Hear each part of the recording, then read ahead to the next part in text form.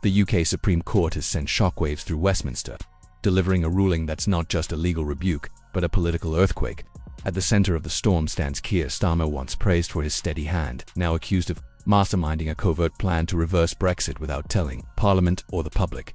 What was presented as a technical adjustment has been exposed as something far more calculated, a roadmap to realign Britain with the European Union, drawn up in secrecy, implemented without a vote, and masked under the language of cooperation. The court ruled the actions unlawful, unconstitutional, and a breach of democratic norms, triggering a meltdown within the Labour Party. Fury erupted almost immediately. Labour MPs, especially those from Leave-supporting constituencies, are livid. Constituency offices are overwhelmed with calls, emails, and protests. "We were lied to," admitted one Northern MP. Another called it sabotage. They weren't consulted, weren't warned, and now many feel used, deployed as public shields while Starmer orchestrated a quiet return to Brussels, orbit behind their backs. The plan wasn't abstract. Internal memos, leaked emails, and court-submitted documents revealed a sophisticated network of draft agreements and regulatory plans, food standards, environmental protections, financial law, sector by sector by sector. Starmer's team worked with EU officials to quietly harmonize UK laws with EU norms. No referendum, no parliamentary vote, no national conversation. And the public backlash has been swift and severe. Protests erupted across major cities. Chants of "We voted Leave, not lie" and "Democracy betrayed" echoed outside Parliament. Online, social media exploded with demands for Starmer's resignation and even arrest. Within Labour HQ, panic set in. Emergency meetings, calls for internal investigations, and whispers of leadership challenges began surfacing before the rulings. Ink had even dried. One junior shadow minister resigned on the spot, her letter going viral after declaring she could no longer support a leader who operated in secret and defied the will of the people. Her words struck a chord. We cannot speak of sovereignty while handing power to unelected EU bodies behind closed doors. Starmer's once pristine image is now in tatters.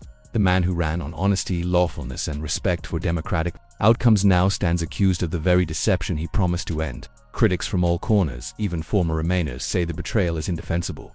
If he believed in EU alignment, he should have made the case publicly. Instead, he tried to sneak it through the back door.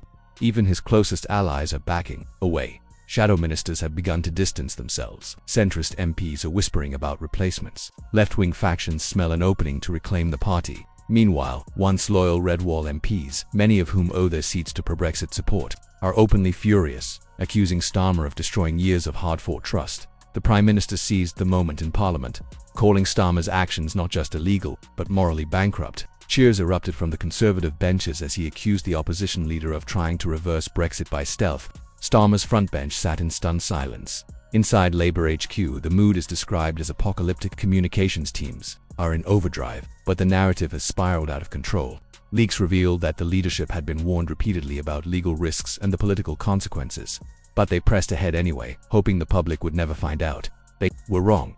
The court revealed that some elements of the plan had already been agreed upon with EU officials. UK industries were quietly shifting compliance procedures to match European standards, even as Starmer reassured voters that Brexit was safe in his hands. One document bluntly stated the aim is to neutralize Brexit disruption by embedding EU norms into UK law without needing a referendum or vote. The scale of the operation shocked even seasoned political observers. It wasn't a side project, it was a deliberate strategy to lock the UK back into the EU regulatory orbit through treaties, arbitration panels, and legal entrenchment. All done without parliamentary approval, all meant to be irreversible, legal. Experts now speculate on whether civil or criminal charges could follow. A former Supreme Court justice warned this isn't just unauthorized governance, it might be unlawful governance. The boundary has been crossed. The backlash could set a precedent that reshapes the limits of executive power for years to come. Labour's once commanding lead in the polls has evaporated almost overnight. Reform UK is surging, capitalizing on the outrage. In Red Wall constituencies, support has cratered. In London and the North, traditional Labour voters are voicing anger, disillusionment, and betrayal. "This isn't the party we voted for," one former supporter said. "This isn't democracy." Inside Parliament, rumours of mass resignations and no-confidence votes are growing louder. Several Labour MPs have already broken ranks, publicly calling for Starmer to step down. Behind closed doors, leadership hopefuls are quietly testing the waters. The sense is growing. Starmer's fall isn't just likely, it's inevitable. Starmer has yet to address the nation. No press conference, no apology, just silence, and that silence is deafening. The scandal has done more than damage a leader. It's shaken the foundations of the party. It's turned trust into fury, turned allies into critics, and turned voters into skeptics. This was not just a political mistake, it was a betrayal of democratic principle.